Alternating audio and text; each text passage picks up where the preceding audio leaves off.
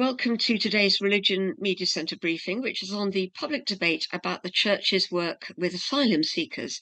In particular, claims that the churches are facilitating, in quotes, industrial-scale bogus asylum claims for people who've converted to Christianity.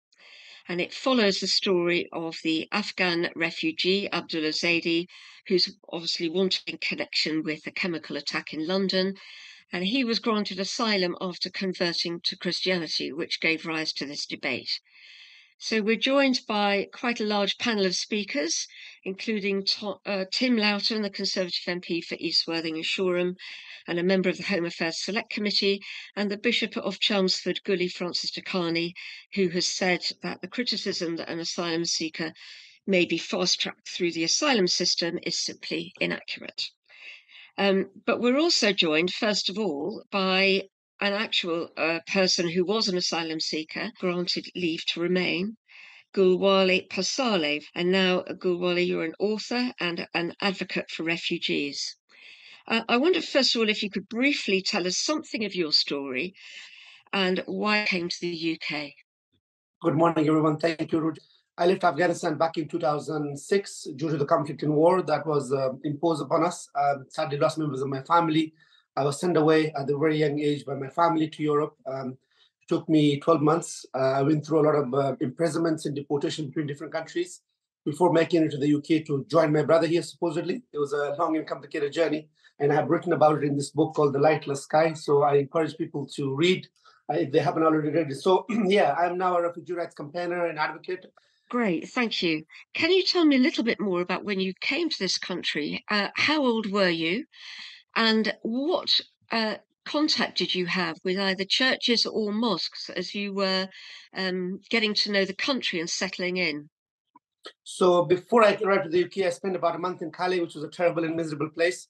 That was the place where I had a lot of contact with the church. The church people used to help us with giving us boots, shoes, and clothes and things. They were helping us with food in Calais. But when I go to the UK, I had very little contact with the church. I was going to the mosque in Kent on a weekly basis on Fridays.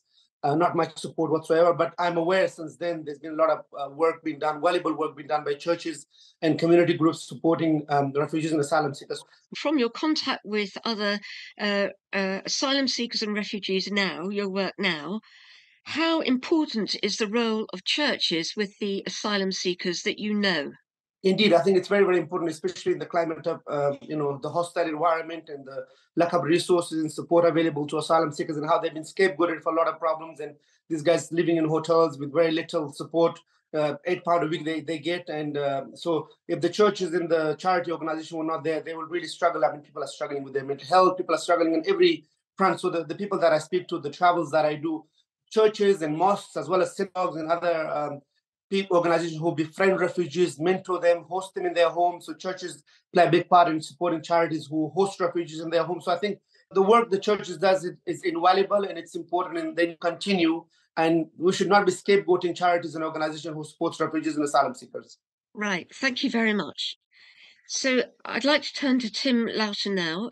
Tim, you're a member of the Home Affairs Select Committee. You've been pretty outspoken on the story already this week, in fact, only yesterday. Having heard what our friend has just been saying about the contact between asylum seekers and churches in the UK, what's your criticism of what the churches are doing, the practical support they're giving, the food and the shelter and so forth? Do you have a criticism of that? I don't have a criticism of that. No, I've made no criticism of that. Okay, well, let's stick to the criticism that you have made yesterday at Prime Minister's Questions, where you asked the question, are taxpayers being scammed by the Archbishop? In your view, are they being scammed by the Archbishop? I think the church is in danger of being seen as rather naive in not discerning between people who are genuine asylum seekers, to whom we have a duty of care and have discharged that duty of care generously over many years, and I want to continue to do so, which is one of the reasons why I made sure the legislation that came in May contains safe and legal route measures, which are absolutely essential for people like Guli and others who are escaping danger, and particularly those who have family links to make sure that family union type schemes are working properly from those people coming, particularly from areas where they're not covered by some of the country programs like Afghanistan, like Syria, like Ukraine and Hong Kong. The problem is that there are a number, like it or not, a number of people who are trying to come to the United Kingdom who do not have a credible case for claiming asylum in the United Kingdom. They have the money to pay people smugglers and are coming to the UK unfairly. And that is annoying many people, understandably, in this country. But my biggest concern is that the biggest victims of that are those genuine asylum seekers who are effectively being bumped down the queue. And I have been with the Homeless Select Committee. We've travelled widely, bit to Calais, bit to Belgium recently, to Albania. I've been to refugee camps for Syrians in Jordan, in Greece, and spoken to a good many refugees and asylum seekers.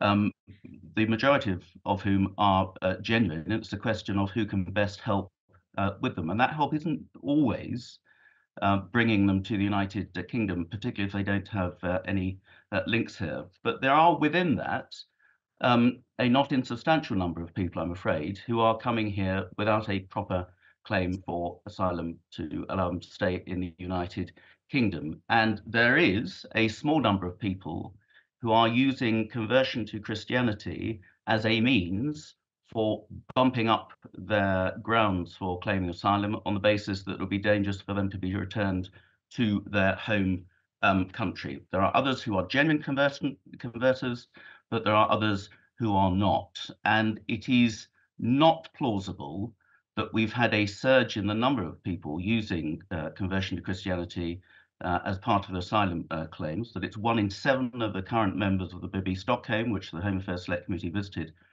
2 weeks ago. And I think it is unfortunate, and I've read the Church's guidance that's gone out from the Church of England, which at no point questions the validity of those claims. It's all about how best to help those asylum seekers in using religious conversion in order to boost the grounds for their asylum application. And that is what concerns me. I think the work that the churches do, and I've done a lot of work with churches and refugee organisations in this country, is absolutely essential for those genuine asylum seekers, helping them having gone through very traumatic conditions, helping them to settle in the United Kingdom, offering homes. I was one of the first people when the Syrian programme started to try and expand the Syrian programme, because many of my constituents are coming to me to say, look, I've got a spare room, I've got spare accommodation, we'd very much like to offer that. And so it was me who suggested, through churches in particular, who can network those members of their congregation, because it's not just a question of offering a refugee a room. You need all the support to go with it, and churches are ideally placed to be able to offer that sort of support. So I've been very complimentary about what the churches have done, which is why it's very unfortunate that the church, I think, it needs to be a bit more discerning in the help it's offering on conversions to asylum seekers. What evidence do you have that there's widespread abuse of conversions in asylum applications? Well, I've met many of them. I have met people who have suddenly decided that they are going to go down the conversion route. I've met them in detention centres. I've met them in Calais, and we have a number of cases of people who've claimed to converted but clearly have not converted. There are cases of people who've had tattoos of crucifixes, especially in order to boost their case as well. And just look at the actual figures. Is it credible that all of a sudden 1 in 7 people on the BB Stockholm are converting or trying to convert to Christianity? I just don't think that's credible. And given that as a country, unfortunately, and I speak as the son of a Church of England vicar, that the number of active members of the Church of England has been dwindling, and the number of people being baptized into the Church of England has fallen by some 37%. It's rather out of kilter that we have the one growth area appears to be people in the middle of asylum claims. I'm sure some of them will be genuine, but some of them will not. And I think the Church of England needs to be more discerning in working out the one from the other. There is some guidance in the Church of England document for clergy on how to deal with asylum seekers in their churches about how to test conversions. And there's also guidance in the Home Office advice as well on things like, how do you take a vision seriously? Do you trust someone when they say they were converted after having a dream and so forth? Shouldn't the Home Office guidelines on testing conversion be tightened up? Well, that's one of the things the Home Affairs Select Committee is going to be looking at. But if we look at some of the recent high-profile cases, the application claims have been thrown out by the Home Office. It's the independent appeal tribunals which have upheld those appeals and given greater credence to such as religious conversions. And we want to have greater transparency as why there appears to be different thresholds in the tribunal service than there are with the Home Office. Can I just take issue with you on the guidance which the Church of England has issued about how to test the validity? That's the problem.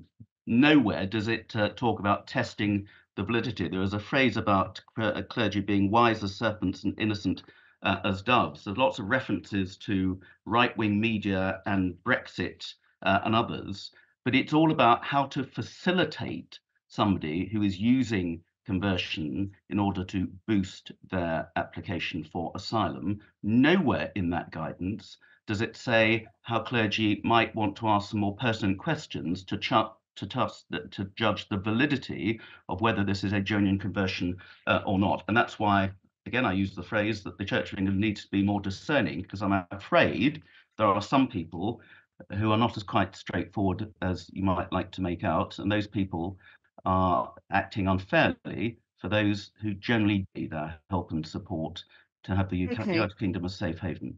Well, I'll let the bishop come back on that in a minute. It talks about baptism, that clergy should understand when they're baptizing people, they should make sure the candidate fully understands what it signifies. But I'll let the bishop argue that. Why have you made it so personal against the Archbishop of Canterbury? Why have I made it so personal? I've not made it personal. The Archbishop is the head of the church, and the Archbishop has been very vociferous recently in attacking in some quite stringent terms a government's policy on migration and on asylum seekers. He has taken the lead. He is a member of one of the houses of Parliament. And he needs to be challenged in the same way as I can be challenged by any other member of Parliament or member of the House of Lords, and indeed have been in the past. So it's nothing personal. It's about having a robust debate. And I feel that some of the criticisms he has made of government policy on the Rwanda scheme and the asylum process need to be challenged. And in order to make his criticisms more credible, then I think we need to make sure that the role that the Church of England has in verifying some of these conversions, which have an important factor in some of these asylum applications, that the processes are robust. And frankly, I don't believe they are robust. And having seen this guidance document, it is entirely one-sided. Is this all about then the stand that the bishops are taking in the House of Lords on the Rwanda bill? Is that why you're having a go at the Church of England? That's the most recent utterance, because obviously it's very topical at the moment with the Rwanda legislation going through the Church of England. This is something the Home Affairs Select Committee has been looking at for some time, and I was vociferous on it some years ago, where there was a number of people claiming asylum and having crucifix tattoos in order to reinforce their claims about the danger of them being returned to certain countries as well. So this isn't a new issue, but it certainly seems to have escalated in the number of people who are now using this as a way of boosting their asylum application. And we need to be absolutely sure that this is genuine and that they are genuinely in danger because of their religion if they were to return to their country of origin, or whether some people, as I'm afraid is the case, and I've met some of those people along with other members of the Home Affairs Select Committee, are using it to scam the system effectively. Thank you. I'm going to turn now to Bishop Guli Francis-Dehqani, who wrote in the Telegraph on Monday about this quite strongly. You said, Bishop Guli, there that the notion that asylum seekers may be fast-tracked through the asylum system, aided and abetted by the church, is simply inaccurate. I wonder if you could explain that a bit more and explain why it's inaccurate. Thank you very much. I think, first of all, I want to say that, we don't convert people, whether it's the Church of England or whether it's other Christian churches. Conversion is the task of God, transforming people's hearts and minds. What we do in the church is seek to support anyone, whether they're asylum seekers or whether they're people, citizens of this country, who are seeking help and support in whatever way. And that includes teaching and supporting those who are wanting to explore more deeply their faith and the possibility of baptism. But we're very clear that, and indeed the guidance, which incidentally has been available and on the website for at least 5 years, if not longer, makes very clear, as you've already said, that wisdom and discernment need to be applied to the process. And that at no stage should this be seen as a ticket to get one magically through the asylum process.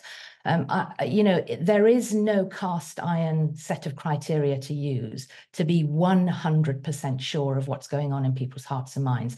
I'm willing to concede that, of course, there will be cases of people not genuinely converting and trying to use the system. Clergy will only write supporting letters on rare occasions for courts to take into account, or the government to take into account, as one factor in the process. They don't do that lightly, and they don't do it assuming that it's a ticket for the person to get through. The task of assessment lies with others, but it is our job to explore and to be alongside people. And I think the final thing I want to say at this stage is it seems to me really important that we don't weaponize what is a horrific situation. I'm not in any way wanting to undermine this latest attack or indeed the possibility of some scams and so on, but we mustn't weaponize what is a relatively small number compared to the evidence we have of quite large numbers of those who do convert to Christianity, are baptized, and are actually enriching the lives of our churches, our communities, our society, and living faithfully and continuing to grow in their faith. So it's how we find a nuanced way of having this conversation without using the exception to kind of guide or propel our policy. Can I pick up and just ask you to answer Tim Loughton's point about the guidance that the Church of England has issued, and whether it's robust enough, its advice to clergy about how you test conversions?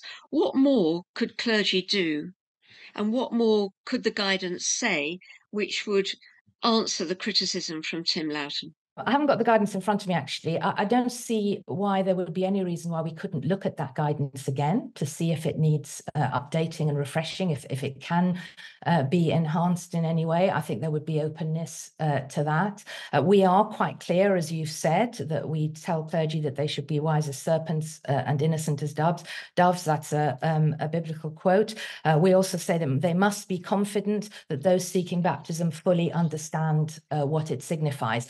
We have also worked with the Home Office and in order to try and better understand the significance of conversion for those who have been persecuted and so on and so forth. And we're absolutely willing to go on working to help develop understanding both in the Home Office and also for ourselves, because these are complex things. And I think that's the point I really want to make, that the problem is that these things get onto social media where there is no place for nuance. This is a really complex and nuanced discussion.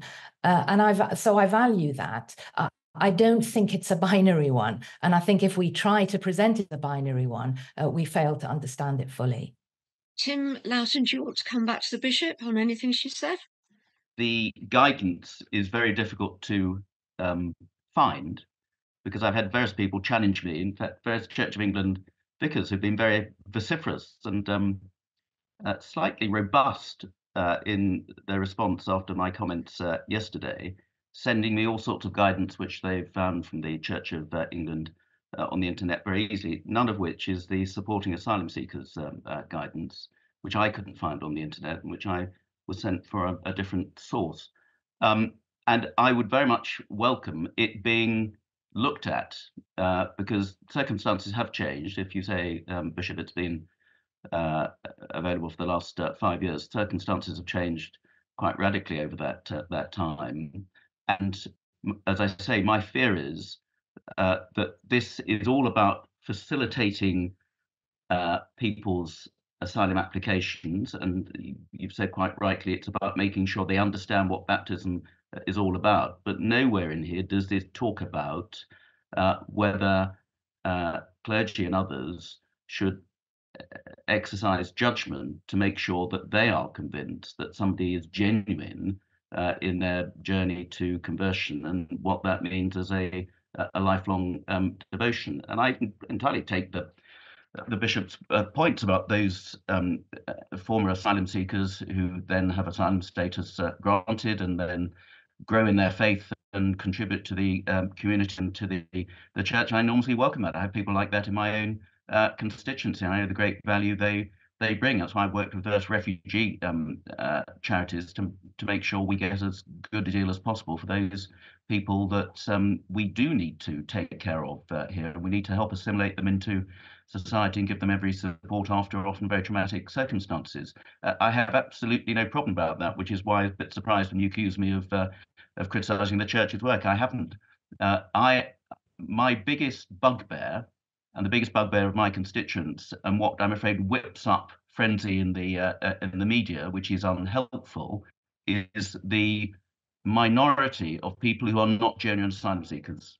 And their biggest victim is those genuine asylum seekers who are bumped down the queue. And that's why just the Church of England seems to assume that every single asylum seeker is of equal merit. And I'm afraid they're not. And that's where the Church of England, I think, needs to change its dialogue and its language, because I'm afraid the Archbishop's language about criticising anybody who has raised points such as me doesn't help the credibility in the public narrative. And we need to get the public on side as being welcoming of refugees and genuine asylum seekers, and welcome them within our societies. We have done over many centuries, and that doesn't mean that we accept everybody on an equal basis, that they've all got a credible claim, because I'm afraid some of them don't.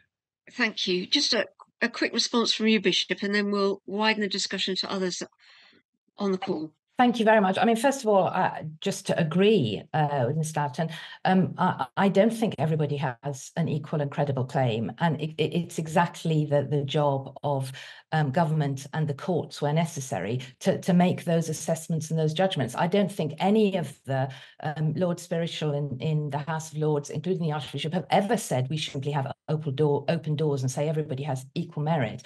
The problem, the challenge is working out who does and who doesn't. And that's not the role of the church or the church community. We do want to be part of the process, and to be part of the process in a helpful way. We don't set out to convert people. We will teach and we will facilitate that journey. Clergy are absolutely aware of the dangers of false claims. We make quite clear to them that they must be confident that those who seek baptism fully understand what they're doing and that they are genuine. But at the end of the day, it is impossible to do that 100%. But I want to absolutely assure those listening that we do take that seriously. This is not just about trying to increase the numbers of our baptisms. This is about journeying alongside people and being supportive as they explore faith. And perhaps it's worth also saying that, of course, we're talking about a high percentage of asylum seekers who have been through extremely traumatic experiences. And often traumatic experiences will lead to people seeking and exploring questions of faith. So I don't think it's unusual that many, and I can only speak for Iran because that's where I come from. As a generalization, I can say that Iranian people, perhaps we can say Middle Eastern people, are naturally spiritual people. Many of them are disillusioned with the regimes that they're fleeing, and they are searching for meaning in this new existence, which is full of complication and trauma for them. Churches are there to support that, but that doesn't mean we're saying every person should then get their claim accepted. Thank you. Just to widen out the discussion, because it turns out that Abdul Azadi, whose story prompted this debate, was actually nothing to do with the Church of England or the Catholic Church in the northeast of England, that he was helped by a charity called Action Foundation, which is based in a free church, a city church in Newcastle. And there are thousands, it turns out, of organisations and groups, Christian organisations, working with asylum seekers. And we have on the call representatives of a few. And I wonder if we could bring you all in together. So Krish Kandiar, founder and CEO of the Sanctuary Foundation, Emily Shepherd, the CEO of the Welcome Churches Network, and Emily, the church in the centre of the Bibi Stockholm story, that's part of your network in Weymouth. Pastor Graham Nichols, the director of Affinity, a network of 1,200 evangelical churches, and the Reverend John Keyworth, formerly from Hayward Baptist Church in Greater Manchester, which had a large majority of Iranian Christians when you left and moved to Oxford. So just to widen the discussion to all of you, perhaps I can start with you, Krish.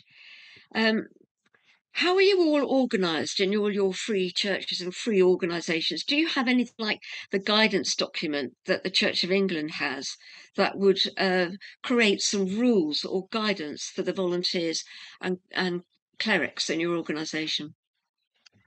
That's a great question. There are so many different churches and different streams that different denominations would have different guidance, and some not, and I'm sure the others on the call will be able to help.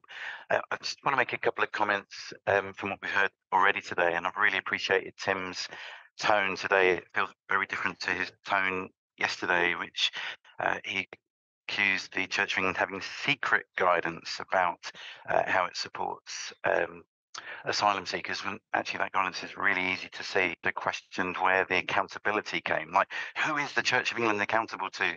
Well, ultimately it's accountable to God, and you've been hearing how loving your neighbour and loving God are working out in the way that we care for refugees, whether we're Free Church or Church of England. And I was quite astounded he claimed that the Archbishop of Canterbury was scamming the taxpayer. That's quite a strong accusation to make about a fellow parliamentarian. Ultimately, the decision-making, according to the Home Office, of whether someone is let into the country or not, here's the actual guidance. Ultimately, evidence, even from a senior church member, is not determinative. The task of drawing conclusions on such evidence rests with the decision-maker, i.e. the Home Office official. I guess a job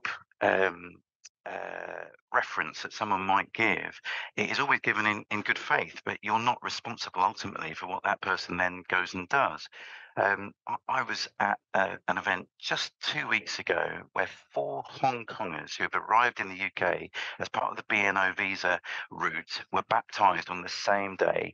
And the reason they wanted to get baptised is because they received a welcome and support, just as Bishop Guli mentioned, from a local church.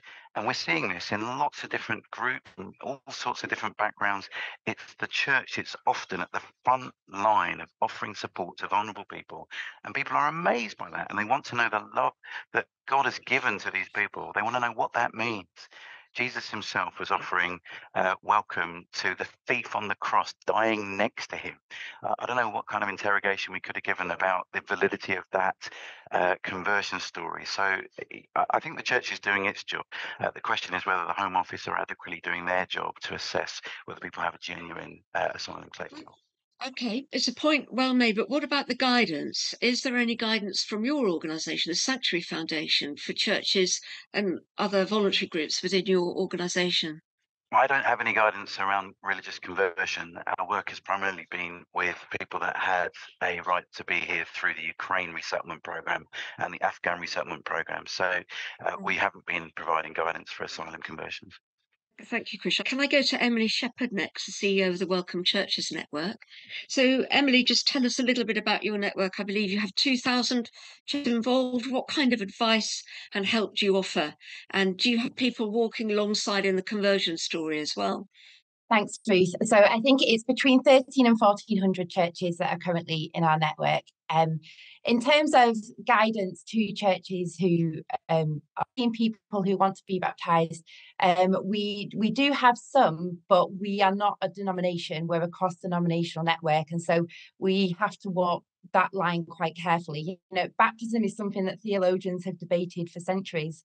And that's why there are different denominations in many ways. And so we always say that churches need to go to their denominational leadership first. They might be questioned on that person's baptism. The Home Office often question church leaders. Church leaders attend asylum interviews with people to the Home Office or to the court if it's an appeal. And so our encouragement to churches is make sure that you can evidence the process that you have gone through of discerning somebody's version, because the Home Office might question you about that, and I think the majority of churches take that very seriously. What would you say to the criticism that the church is aiding and abetting bogus asylum applications, particularly in the light of the Bibi Stockholm story, where there are reported to be 40 Christians now on the Bibi Stockholm, and that's all connected with the Baptist Church in Weymouth, which is part of your network? Yeah.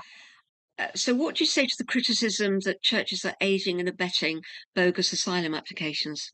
So it's interesting, isn't it? I think there are a few tensions in this debate that we see in different ways. So one is I think there's a tension between freedom of religion and belief and people's asylum claim. And you know, one of the things I think this government has done really well is to advocate for freedom of religion and belief, and advocate for people being able to choose their own beliefs and their own religion.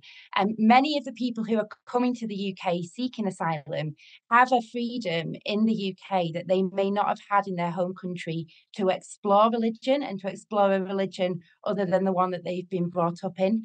And so, we say to churches, you need to be ready to explain the Christian faith to them, because they might have a freedom in the UK to explore who Jesus is that they haven't had before.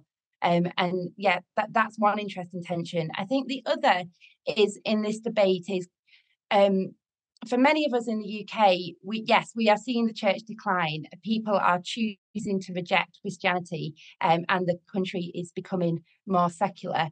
And for those who are now approaching this from a secular point of view, I wonder whether it's quite hard for people who have rejected Christianity to understand why somebody might actually choose a different faith. And Bishop Guli very helpfully explained how people in the Middle East are from cultures where faith is more valued as part of everyday life than we have in the UK.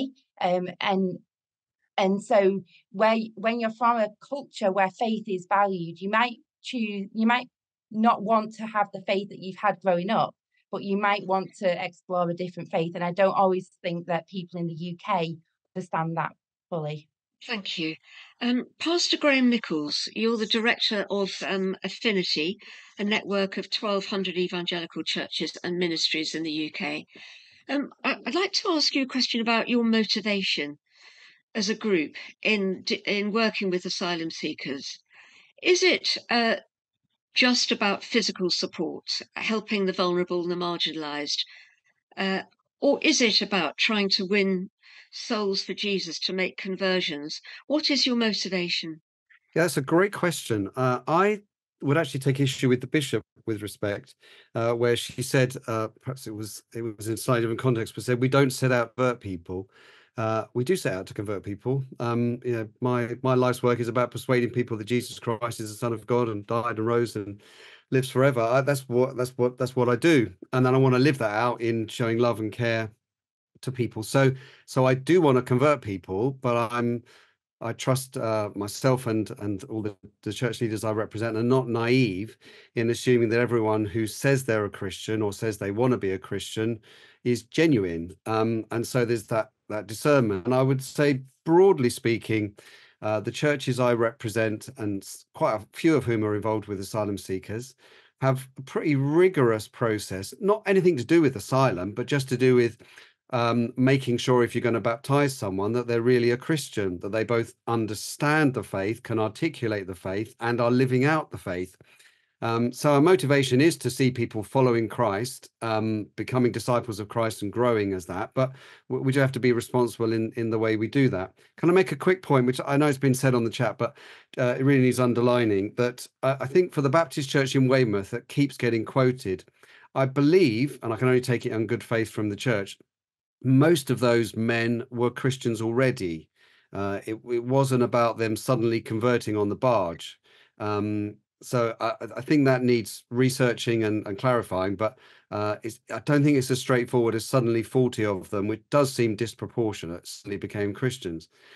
It's much more reasonable and logical that a number of asylum seekers would be Christians already, and that's why they're here. So I think that makes much more sense of the 40. So by all means research it, but that's what the church is saying in Weymouth. So it's worth saying. Okay. I'm just going to pick up a question in the chat box from Catherine Pepperster. Just going to ask it myself, if that's okay, Catherine. How do you explain conversion? Catherine says, I'm still near how conversion is dealt with, if it's a quick or lengthy process. So when you've come across, Pastor Graham, people in your churches, asylum seekers who've converted, has it been like a Billy Graham flash thing of the moment, or has it been something that's taken months to arrive at? How are the decisions made in your group of churches? Yeah, you get both of those options. You get sudden conversions and you get gradual conversions. Yes, we have both of those. But either way, we want to see whether they're credible. And I would say, very broadly speaking, I don't want to critique other church networks and so forth, that the kinds of churches I represent tend to have a slightly higher bar, just because of kind of theological background. Sometimes that's good, sometimes that's not so good. Sometimes we faff around for ages trying to work out whether someone's a believer or not, and maybe that's not so good. But I would say we have a pretty rigorous process, but it's nothing to do with asylum. We haven't got a rigorous process because we're worried about asylum. We have a rigorous process because we want people to really know the gospel and to really be following Jesus for their own sakes and for the integrity of the church, not because we're worried about asylum claims. And it's worth saying, I think our churches, because we're not generally considered pillars of the community in quite the same way as perhaps the traditional mainstream denominations, people don't ask us very often. At the most they might just double check that the person is attending the church, and unless it gets to a quite a lengthy appeal process, often our kinds of church leaders don't get involved, only really at the level of, is this person attending? So yeah, so just those few things to say. Okay. So just finally, quick question. Does your group, Affinity, have any guidance for churches and organisations in your group about dealing with asylum seekers? Yeah, that's a great question, and no, we don't. Maybe we should have, but I think so. It's an interesting question, but I think in the end we will be stuck with the reality that we're not the Home Office, and our priority is making, teaching, caring for disciples. It's not providing legal evidence. Thank you for joining us. Now, another perspective on this, the Reverend John Keyworth, formerly of Hayward Baptist Church in Greater Manchester, and you wrote for the Baptist Times, Jonathan, in before you moved to your current position in Oxford, you wrote about having a church where you had loads of Iranian Christians who arrived and transformed the church. Just tell us what happened. What had happened was that the Home Office really had started basing Iranian asylum seekers in Hayward. Hayward is quite a deprived town, very white British, north of Manchester, and we had a group of Iranian men start attending the church from this house in Hayward. They started attending a Baptist church because it's in the name. It's a Baptist church, and they were seeking baptism, having converted to Christianity in Iran, and that was the basis of their asylum claim. quite quickly we realised that it would be important for us to make sure that we put in quite a rigorous discernment process to assess these claims to conversion, and we would meet with them. We would listen to their stories, not just one of us, but others. And we'd put in a policy that we wouldn't baptise people until at least after 3 months of them as being part of the church, which was actually more stringent than perhaps we would have a policy for British people seeking to be baptised. And then we were also looking to assess the continued Christian discipleship following a baptism, because I suppose one of the complications with conversion and a baptism is that it's very much the start of a Christian journey. And actually, when it comes to Home Office interviews and things, say you've got somebody who's come out of a home church in Iran that's been raided after they've been going to it for a few times, their actual Christian knowledge is going to be quite small when they get to the UK. But it's assumed that they would almost like have a whole, they would have a lot of Christian knowledge, that they would understand the kind of Anglican church calendar, which is not always the case. Obviously, and it wouldn't necessarily be the case in free churches either, and that kind of calendar would be there. But we basically put in a really stringent process to try and discern people's stories. We turned people away, and also I would say that we didn't, the kind of charitable help that we offered in terms of trying to build community, we didn't restrict to just Christians, and we also provided character references to people who hadn't converted to Christianity on the basis of time spent with them in the community. But we weren't trying to, we didn't want there to be any pressure on people to say that they were converting, that it had to be a part of their asylum claim to help them. We tried to remove that kind of from the process. So we put quite a stringent process in place, and we liaised with other churches in the area, also with the central organisation of the Baptist Union. I think Steve Tinning's on the call. He's one of the key fellows centrally for the Baptist Union involved with that. So if you want to ask about process for the Baptist Union, it might be with Steve. It's best certain to have. Kind, but one further question to you, and then Emily after this, if I may. What has been the response of congregations when they know that they've been duped? I'm not asking you for something, a story that names people, Jonathan, but you can anonymise it, or perhaps from colleagues. But I mean, I'm sure we've all heard of these stories. What's the impact in the congregation when they've been duped? I don't think it's necessarily helpful language in this case. There are challenges across the board, not just with asylum seekers, when it comes to conversion and people joining a Christian community. Some people make commitments which they are not able to maintain, and that's not just, I say that's not just with asylum seekers. It might be in working with homeless or drug addicts, or just regular people from the community. So sometimes it's very hard to discern if somebody's ongoing involvement in a church is because of because they've kind of duped the system, or because life circumstances have changed, or faith and belief has wavered. And one of the big challenges that we had actually was when people had got the right to remain, that they would end up working on the Sundays or on times when they used to be able to commit to being present in church things. It's kind of changing circumstances, and I seriously don't think we had any obvious cases where we were duped in that sense, and certainly not in the sense of what's being said with this horrendous case that happened in the last week. Thank you, Jonathan. Going to Emily next. I'm part of the Church of England Church, and Tim and Bishop Guli will probably Church of England church who come for baptism and then you never see them again. Whether that's people who wanting their children baptized or all sorts of different people. So yeah, baptism is a broad thing, and sometimes it's taken seriously and sometimes it isn't. What Jonathan says about people seeking asylum is very true. That it's quite a transient community. So a church who has baptized somebody seeking refuge, whether they're still in the asylum process or afterwards, it's quite unlikely that that person will stay in that church for a long time, because they might get moved to another place by the Home Office, or they might move to another place for work after getting their refugee status.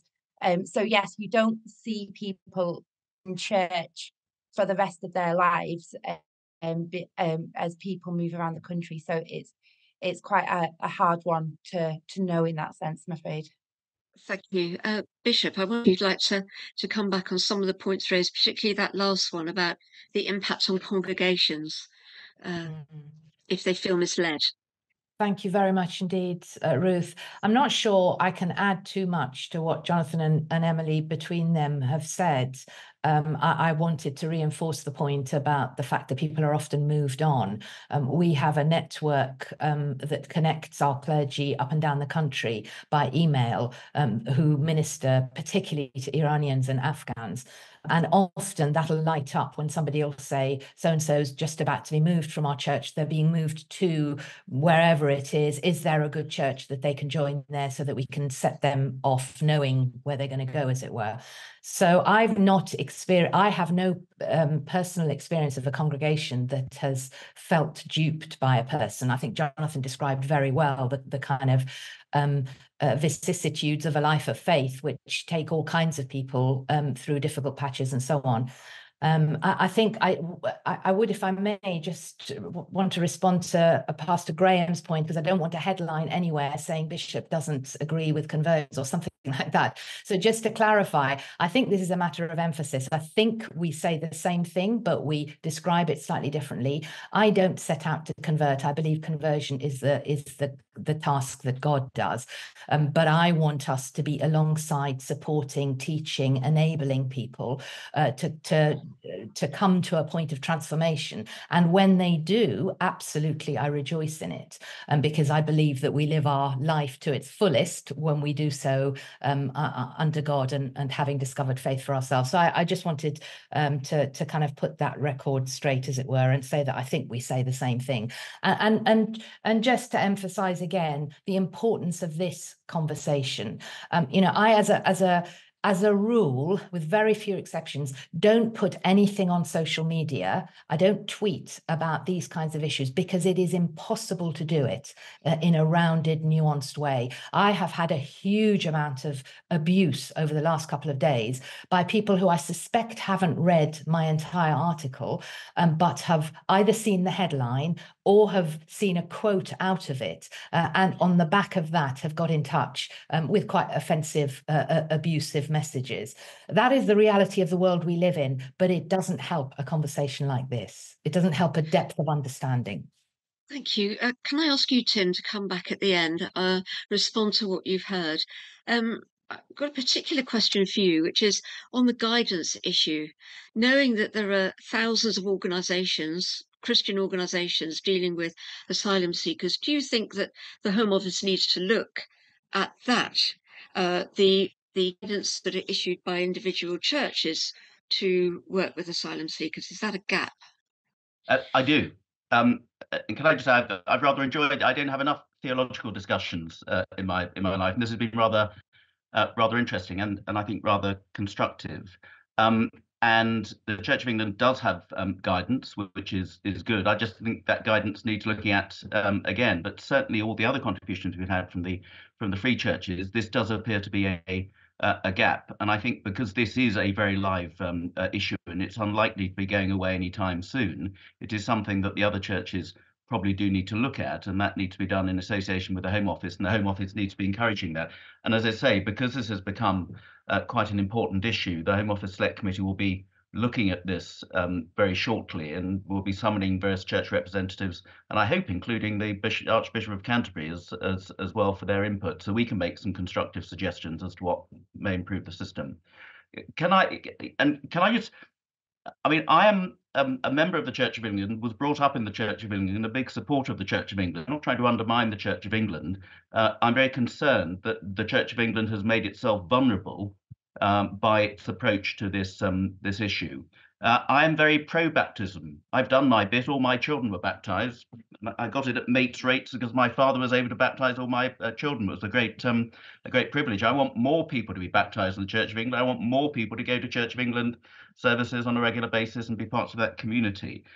So that's where I'm coming from. I'm not just attacking bishops because I like attacking bishops. And I'm not going to attack the Bishop Guli, but I wanted to take up a couple of points that she made. Bishop, you said that it's all about in the guidance that the clergy, that asylum seekers dealing with the clergy fully understand and are genuine.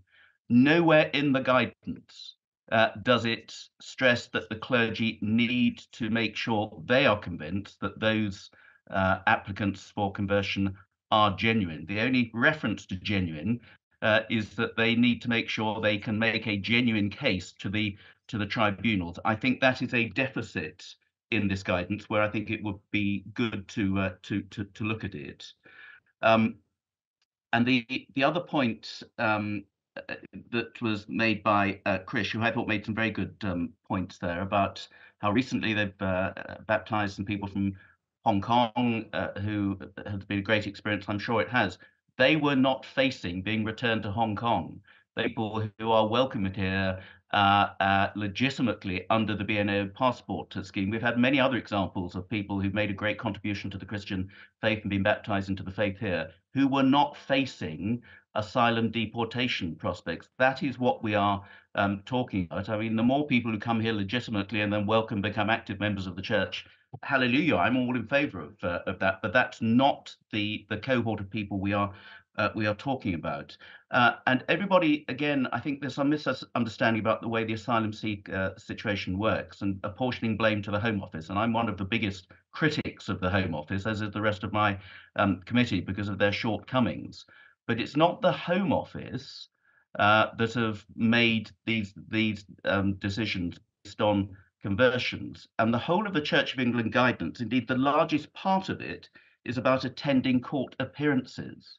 So it's geeing up clergy to appear in front of the tribunals, which are independent tribunals, part of the court system, nothing to do with the Home Office, who are then making decisions overturning those decisions which the Home Office have made. So there seems to be a lot of criticism. It's all down to the Home Office. Actually, in certain cases, the Home Office make the right decisions, not always, and then they're overturned unreasonably by the tribunals. So you're having a look at the tribunal system as well, then, are you? No, absolutely. Just to clarify. And we need to do that jointly with the Justice Select Committee, because it's one of those grey areas where tribunals come under the court system because they're not part of the Home Office, and there is clearly an overlap. So the whole system needs to be looked at again properly, which is what we're aiming to do through the Home Affairs Select Committee. I think the last point to make, and I thought it was very interesting, the contribution from Jonathan Hayward about how they have made a slightly more stringent process before asylum seekers are accepted in to baptism in the community there, which I think is interesting.